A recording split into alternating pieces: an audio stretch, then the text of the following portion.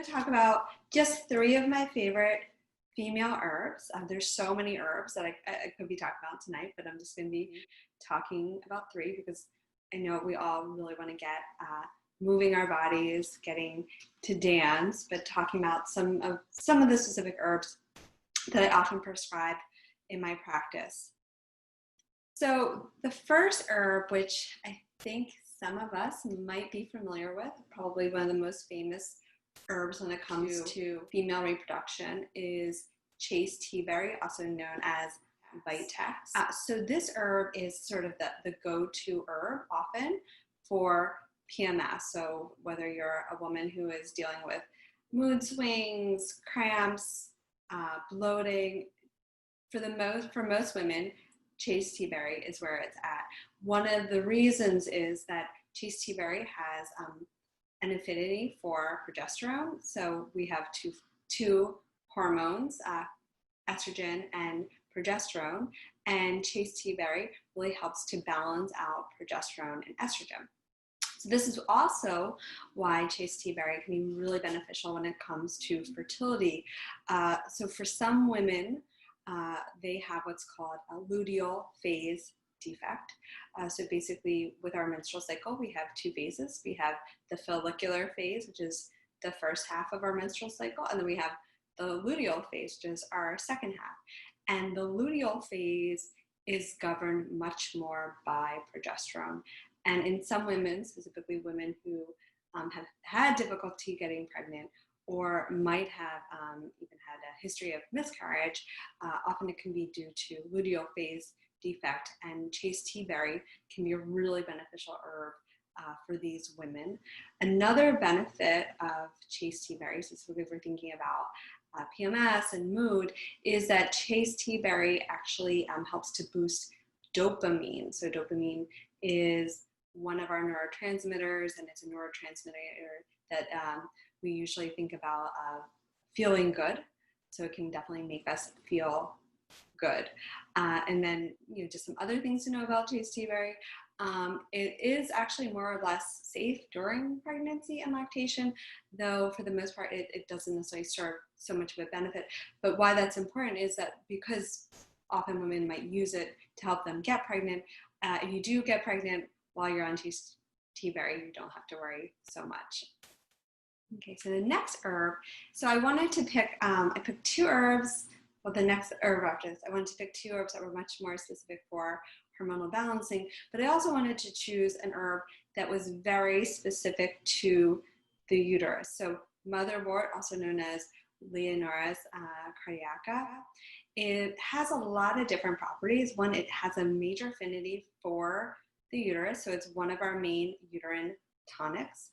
It also has, it's also what we call a nervine. So nervines are herbs that help us feel more relaxed and have a slight sedative property. But the big thing specifically as this herb in particular, when it comes to being a uterine tonic, really helps with cramping. So it's a really good herb to go to if you are a woman who does experience a lot of menstrual cramps, whether it's just due to your regular menstrual cramps, or also if you're experiencing endometriosis, it can be really effective. Another herb kind of similar to Motherwort is viburnum, also known as cramp bark, but I actually really often prefer Motherwort because you have the secondary, more of like relaxing sedative kind of actions. It also helps to bring more circulation to the pelvis, and it has also some slight astringent qualities, which can make it beneficial for if you are a woman who is experiencing very heavy menstrual periods. And then another useful, though Motherwort I wouldn't recommend to use during pregnancy, it can be a useful herb postpartum to help with any postpartum cramps. Because one of the other things about Motherwort is it actually helps with uterine contractions while at the same time being what we call spasmolytic, so also providing pain relief. It's basically what it's doing is it's actually making the uterus more efficient, and that's one of the reasons why it can be beneficial when it comes to menstrual cramps. And then the last herb, which some people may have heard of, but maybe not as common, is Shatavari, and it's actually part of the Asparagus family. It's an Ayurvedic herb, and they call it sometimes either the queen of the herbs or the wife of 100 husbands. So kind of a little bit of a different action than Vitex, where Vitex was much more governing progesterone. Shatavari is very much governing estrogen, and this is definitely another herb that when we're thinking of fertility, and it actually helps to enhance fertility in a couple of different ways. One, by increasing the quality of cervical mucus. So cervical mucus is really, really vital when it comes to with facilitating fertility, helping a woman get pregnant. It also helps with ovulation. And it also helps with libido. In fact, actually, Shatavari is also what we consider an adaptogen.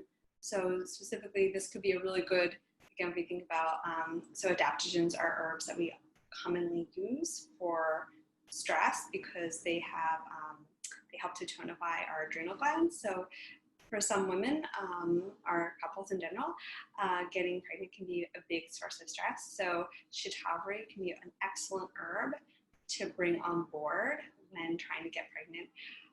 As far as during pregnancy, though for the most part, Shatavari there hasn't been so many studies showing whether or not it is in fact safe. So I would put it sort of in the same category as Vitex. It wouldn't serve any any benefit of taking it during pregnancy, but it can definitely help with getting pregnant, and also definitely is a great herb to add on as far as if you are a woman who's experiencing really bad mood swings, specifically with PMS. So those are my favorite herbs.